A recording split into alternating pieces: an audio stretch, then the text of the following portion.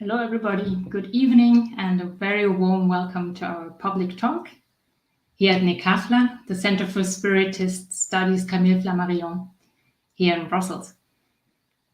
Thank you for joining in this evening, and I hope you're all keeping well, especially after such a wintry day that we've been through today, but hoping that there will be some sunnier spring days ahead waiting for us.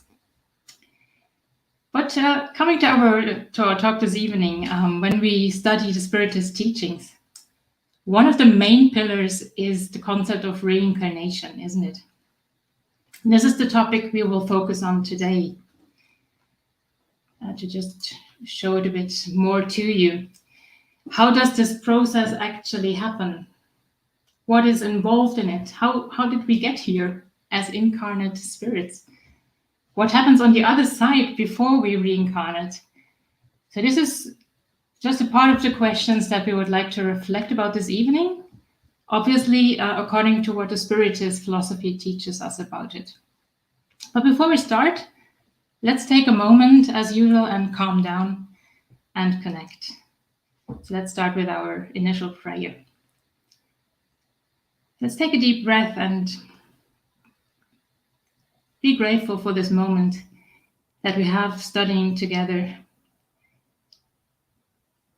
connecting to our mentors and to God, asking for inspiration and for guidance so that we may understand better what is actually behind our incarnation, our being here on earth. What does it actually mean? What is related to it?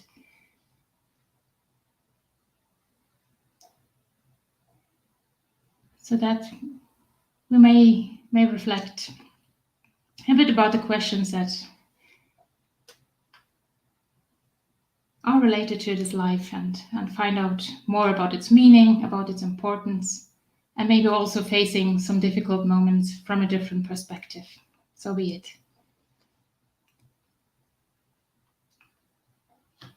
So when we study the basic books of Spiritism that I just copied here for you, we will find a lot of answers to all these questions. And it would take really a long study course to bring them all together. But the objective of this talk is to give a short overview of what this very rich body of knowledge the Spiritist philosophy offers us on those questions on our reincarnation. And which may help us to understand life and our own nature better. And as a starting point, let's just recap a few of the main aspects of the Spiritist teachings. So we learn that we are immortal souls, that the human being does not only consist of this material body that we see, right? But that consists, of course, of this material body, but also of the soul, of the spirit that is incarnate in this body. And we also learn that there is a connection between our soul and our material body, which we call perispirit, or the spiritual body, the astral body, if you wish. So these are the three aspects of the human being. Then we learn that our soul has existed before we were born, right? Before we incarnate, and also that our soul survives this one material existence, that it continues to exist and that it keeps its individuality. We learn that the spiritual world is actually our real home, that the spiritual essence that we are is our real nature, and that we are only here temporarily incarnate in a physical body. We learn about the plurality of existences, meaning that we do not only incarnate once, but many, many times with the objective to progress and at one stage to reach the relative perfection that we are entitled to, or that we are destined to reach. And this is actually why we need to reincarnate. We learn that the reincarnations are necessary for us to learn, to progress. And if every incarnation is meant to help the progress of an immortal spirit, then it must be linked somehow to the previous incarnations, right? It must be linked to the history of that spirit that is incarnating, because otherwise it would be, how would this progress be offered or organized if it would just be happening all by accident? And bearing in mind that what we learn in the very first question of the Spirit's book, that there is a supreme intelligence behind everything, the first cause of all things, then it can't be any different than having some intelligent planning behind every incarnation that exists, if this is destined to lead us to progress. And in the Spiritist literature, we actually find many examples of how an incarnation is being prepared, of spirits who are just like you and me, living their lives, but we learn about their relationships between them, their family members, and also what had led to the situation that they're in nowadays. We learn about their past, their preparations for this new existence, where they often get the chance to reconcile with those that they harmed in the past, learn to love, learn to develop what they need to develop. And one example that I would like to share with you this evening is found in the book Missionaries of the Light. This is the book of a series of books which describes the life in the spirit world by the spirit author André Luiz, and written through the mediumship of Chico Xavier.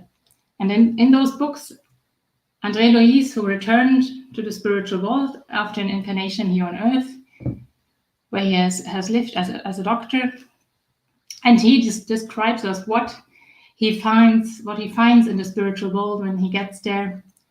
He describes the life, everything that he sees there, how things work.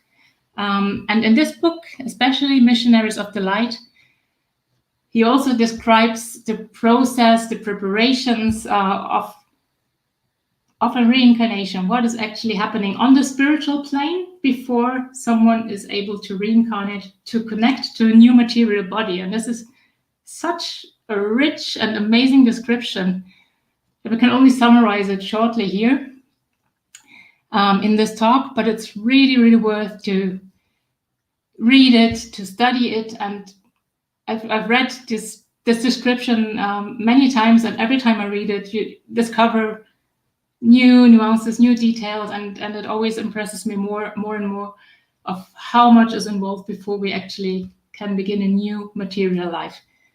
And starting from chapter 12, André Luiz describes us the example of a spirit which is called Segismundo, who is preparing for his next incarnation, so that we really may understand this process, that we may understand what it does involve. We will also learn about questions like, does an embryo already have a soul? Or at what moment actually does this immortal soul or the spirit join this body that is being prepared?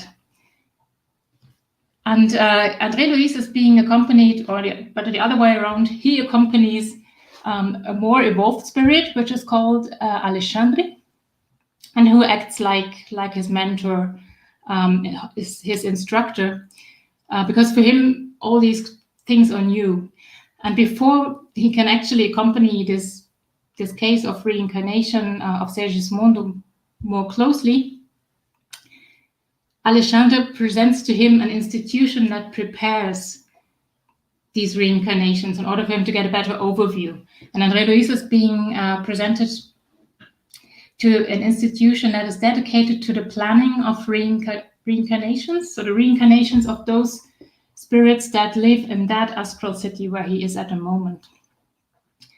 And he describes this institution where he says there are hundreds of technicians who are specialized in biology and embryology, who prepare and design in a very detailed way future bodies for all those who are going to reincarnate. And he describes many details, for example, maps that are being prepared that outline the future organic forms in a very perfect way. And when we talk about this maps, about the the future body, then we might really ask ourselves, I mean, what is this design of a future material body for a new incarnation based upon? And does the spirit who is going to inhabit this body or being linked to this body, does the spirit have any say on this? Can we choose our future body? Which is actually also a question that we find in the Spirits book that Allan Kardec asked to the high order spirits in question 335. Do spirits have the choice of the body that they will take on?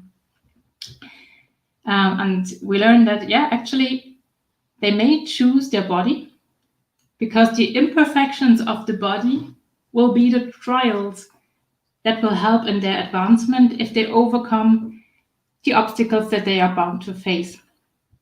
This choice does not always depend on them, but they may ask for it.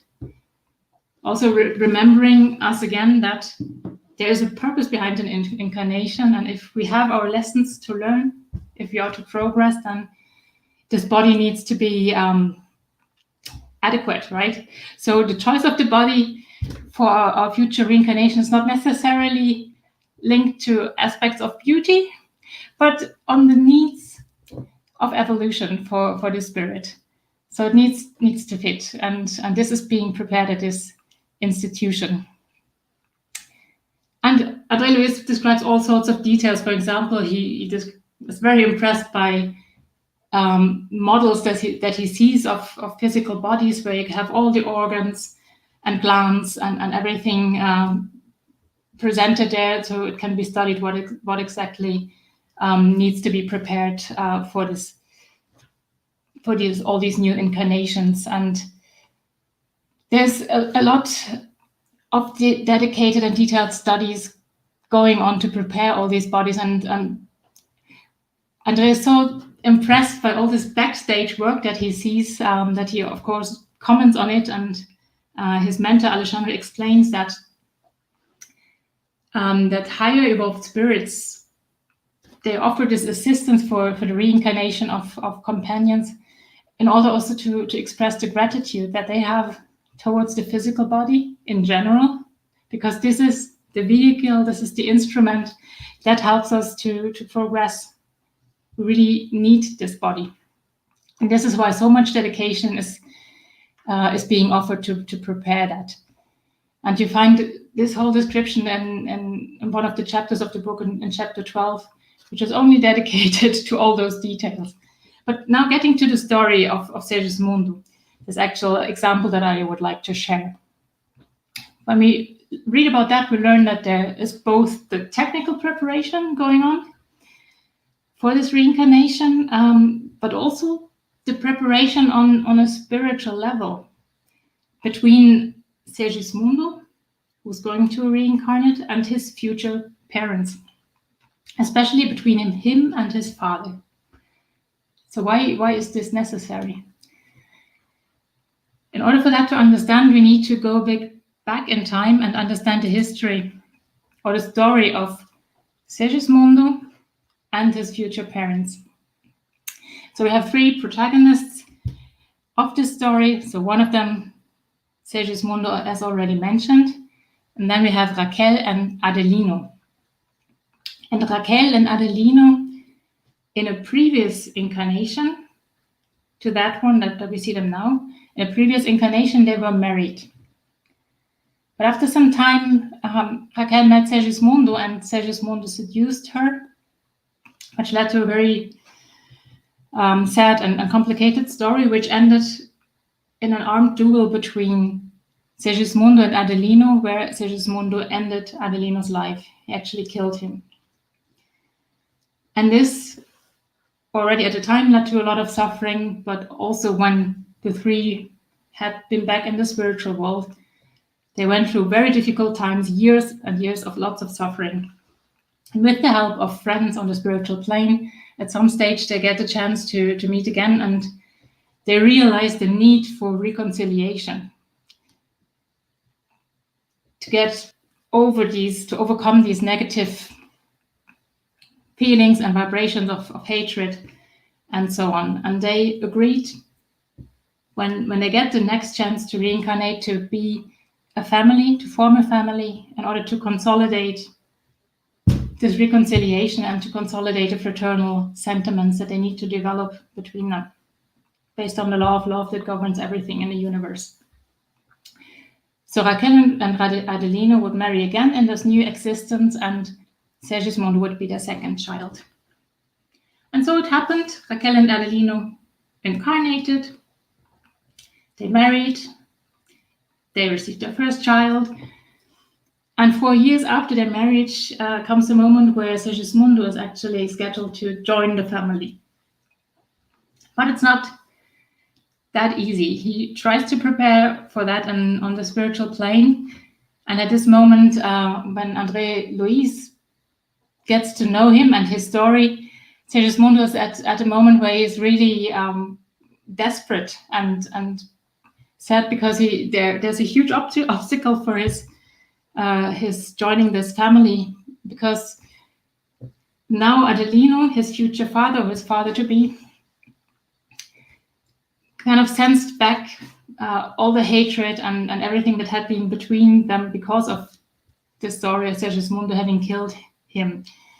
So whenever Segismundo tried to approach his future father on the spiritual plane, where his father was asleep, he kind of sensed that there was something wrong and that he could not overcome his own negative feelings and experience all the hatred and repulsion again. And there was just no way for Segismundo to approach this family. So although there had been the forgiveness when the three were back in the spiritual world, it kind of was not strong enough for Adelino to keep up to his promise, and he kind of forgot his good intentions to help Segismundo to reincarnate and to form this family. And it took a lot of help from spiritual friends who prepared for this reapproaching of Segismundo to his future family, which is described very detailedly in a very beautiful way in this book. With the help of those friends, to make it short, there comes a moment when Adelino actually accepts Segismundo to be his future son. There's a very beautiful moment while Adelino was asleep and where they meet on the spiritual plane, where you see Segismundo in a very humble situation, asking really for help to be able to reincarnate in that family and to establish those connections of fraternity. And then Adelino finally accepts that, and the actual preparations for this incarnations can start. So we learn that from that moment on, where Adelino and Raquel really accepted Segismundo as their child, they already connect on a fluidic level. André Luis describes a fluidic connection between Segismundo and his future parents. And when the actual moment of the reincarnation comes closer, we learn about the preparation of Segismundo's spiritual body, his perispirit, in a magnetic operation that takes place with the help of specialized spirits who are really helping us to reincarnate that way. His perispirit is being adapted for this new material life, and we learn that he is being diminished in size, so that at the end it has the form of a child again, because this is how he's going to reincarnate, right? It's a very difficult process, but necessary, as we learn. And once those preparations are ready, the parents had accepted him, Segismundo has been prepared. The actual process of connecting the spirit and his spiritual body to his new material body can start. And this is also described in a very beautiful way in the book, where after the actual moment of the sexual union of the parents, where we actually learn in the book not to worry, where the parents have their privacy only later on. The specialized spirits who help really connecting spirits to the future zygote on a fertilized egg cell start their work. So what they have really their specialized maps, the maps of the chromosomes, and there are specialists who really help this process of of the sperm reaching the egg cell based on what is needed for this physical body. And it describes really as how the specialist chooses the right cell to fertilize the egg cell based on what is needed for this future body. And he just does this through magnetic influence. And we learn in a very detailed way about the work of specialized spirits, or they're called in the book constructor spirits, who assist this process of the union between the egg cell and the sperm. And nearly at the same time, we see that the actual Segismundo in spirit is being handed over to his future mother, and he is connected to his new body through his perispirit, through his astral body or spiritual body, if you wish. And this connection of Segismundo to his new body is being described by André Luis in this way, in this very beautiful way. Alexandra adjusted Segismundo's reduced form to that microscopic globe of light, impregnated with life, and I observed that this latent life began to move. And one very important detail, all this happened between the first quarter of an hour after the sperm had reached the nucleus of the egg cell. So really, the moment of conception, the spirit is being connected to this future body. And we also find descriptions and details on these questions in both in the book Genesis, where we learn that once we are to reincarnate, a fluidic tie, which is an extension of our perispirit, of our spiritual body, connects to the zygote, to which it is attracted by an irresistible force from the moment of conception. And as the fetus develops, the tie tightens. So from that very moment on, the future spirit who is to inhabit a new physical body is already connected to it, and throughout the whole process of pregnancy. And the same question is also being considered in the Spirit's book, in question 344, if you would like to read through it, and there are more questions related to this topic in the book. But back to Segismundo. We learn that all this work of the constructor spirit is necessary in addition to the natural process that happens after the egg cell has been fertilized, always with a view to what exactly does this future body need. For example, in Segismundo's case, there will be a tendency that he will have a heart issue later in life, which is related to his error in the past through this act where he killed Adelino. So, and this is where he harmed his own perispirit and will have to go through this heart issue at some stage in life. And I will just summarize it for you, because it's a very very long text, which really describes that throughout the whole pregnancy, this body that in development is being helped by specialized spirits. So there are two constructor spirits accompanying Segismundo's incarnation, plus Herculano, who is helping him more closely, which is very beautiful to see that even at that stage, at that very decisive moment, we are not left alone. And André Luis says it's impossible to describe this detailed dedication that these spirits offer to construct this new physical body.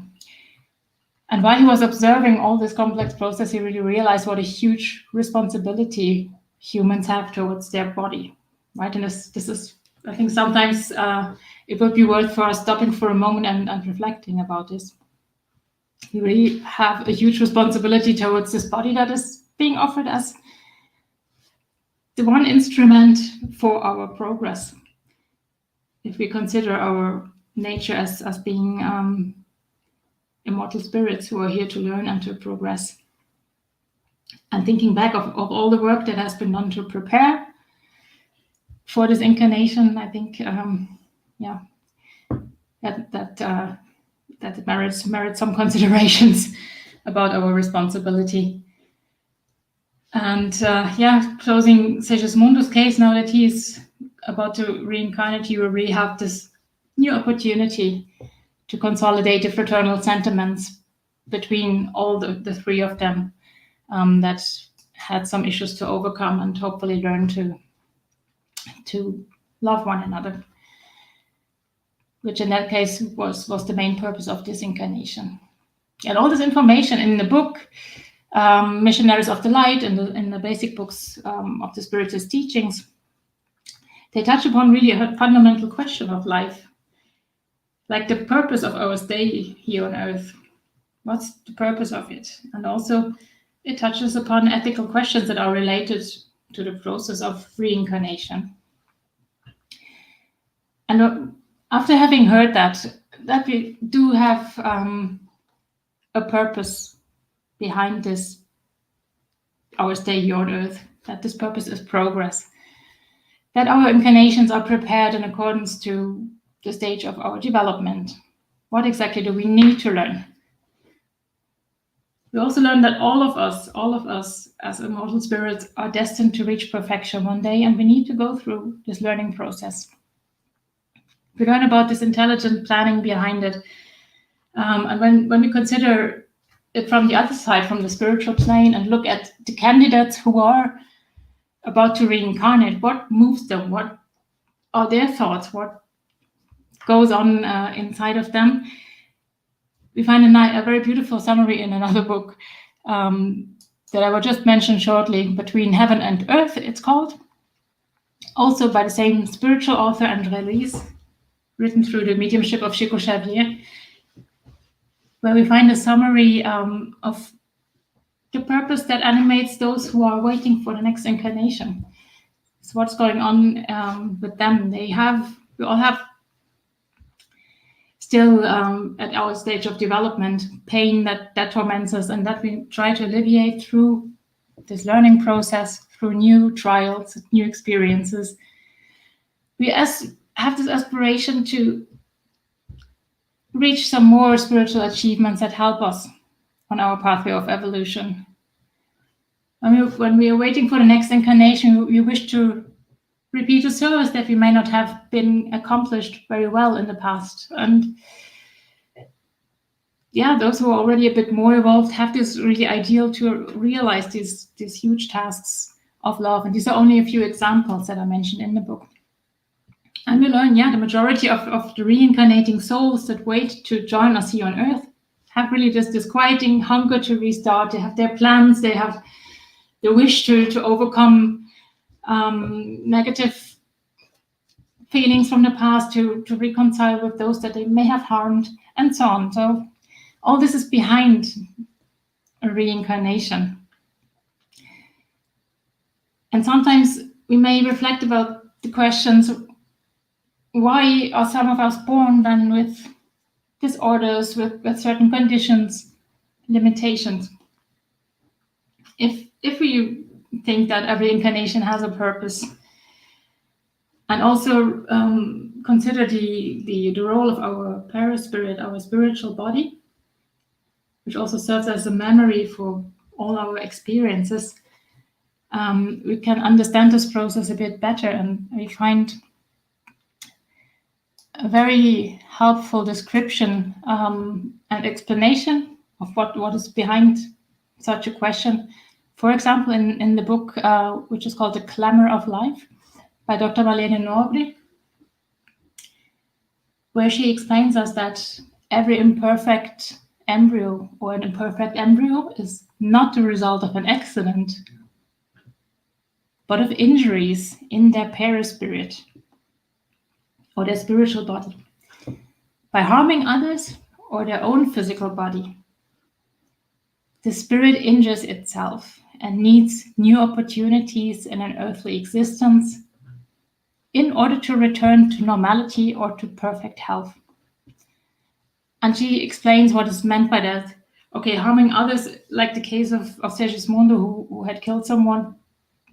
This is very obvious, but also harming oneself. It may be the case of someone who ends their life through suicide.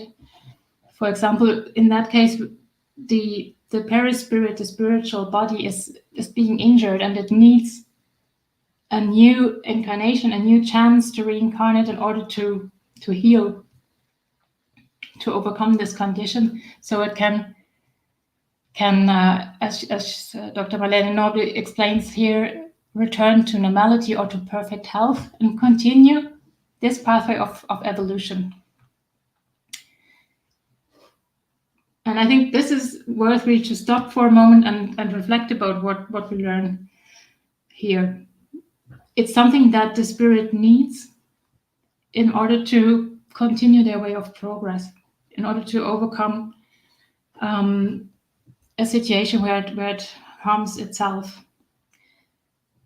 And very often those spirits are aware of it, and they know they need this chance of an imperfect body, as if you want to call it like that, or of a certain condition. They need it for their progress and development.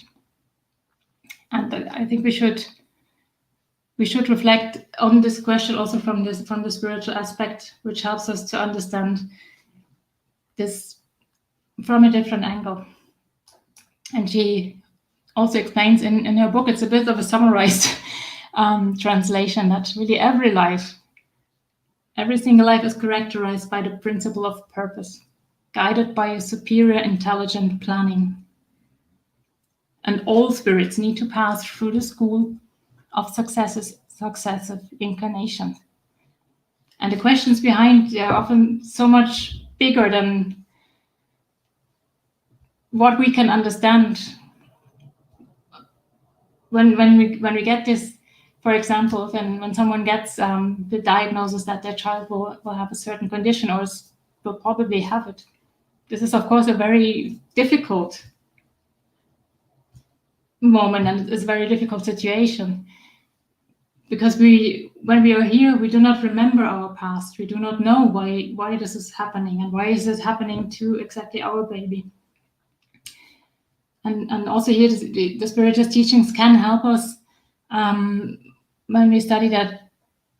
Often in those cases, parents have had a connection to this baby before in the past, and they accepted this task because they may also have their share in this whole story, and accepted this task in order to help the spirit to progress as well. But I agree and understand that this is a very delicate question that may pose huge difficulties and challenges for families, for mothers and fathers who get such a diagnosis. But considering it from this angle,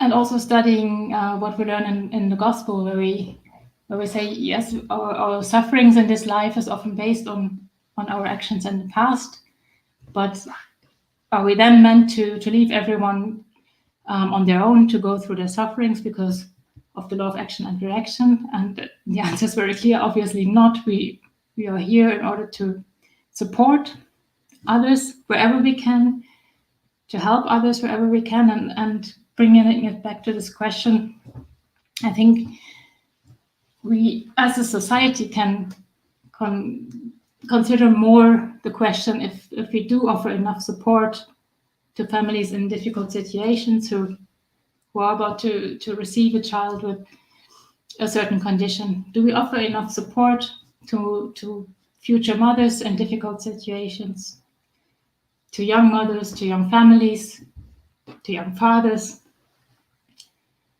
Do we offer enough information really for parents who get a difficult diagnosis? And all those questions. This is something worth considering, also from the spiritual and spiritist point of view. And this is what I would like to share with you this evening. Finalizing, I would like to share this text from the Gospel according to Spiritism. where we can get an overview of where should we place one life in this whole existence of many reincarnations. And I would like to read this text to you because it's really beautiful in this context. And it says that Spiritism shows that this life is only one link in the harmonious and magnificent whole of the Creator's work. Spiritism also demonstrates the solidarity that interconnects all the existences of one being, all beings of the same world, and all beings of all worlds. It thus provides a basis and a reason for universal fraternity. Whereas the doctrine of the creation of the soul at the moment of the birth of each body renders all beings strangers to one another. This solidarity among the parts of the same whole explains what is inexplicable if only one part is considered. And with these words, I would like to thank you sincerely for joining us this evening, also for your comments. Thank you, Joaquin. Thank you, Christina. And yeah, right, as you said, Joaquin, we're only passing in this life temporarily. Thanks a lot. As always, I would like to finalize with our prayer, but before that, I would just like to remind you that we do have these talks, our public talks in English and French, always on Tuesdays at 8 p.m. here in Brussels, alternating weeks, and in Portuguese on 2 Saturdays per month at 5 p.m. And you can find all this information and how to contact us and more about our groups and about the Spiritist teachings, including the basic books for download on our website, which has been renewed. A very beautiful website, nekafla.be. Thanks very much, Joaquin, Alice, Christina. Thanks for joining, everybody. And now let's connect once again to finalize with our prayer.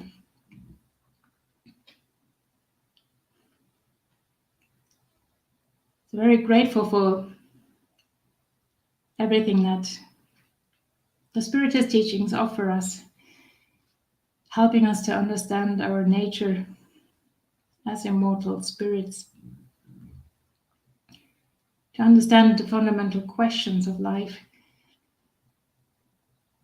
I'd like to thank for the opportunity of being here together, sharing these reflections with you. And maybe send these vibrations of fraternity, of peace, to all those who may be in need of some comfort, some hope. May everyone receive the help that is possible at this moment. May we always keep the hope in our hearts that we're never alone in the difficult moments that we need to go through, that everything has a reason to be, but that all the difficulties that we're going through are temporary. Thanking also our parents who offered us this opportunity of coming back to physical life, of reincarnating here, of restarting again, trying to take one step forward on this pathway of progress. Thank you very much. Thanks to all of you. And thanks for joining. Hope to see you next time. Take care.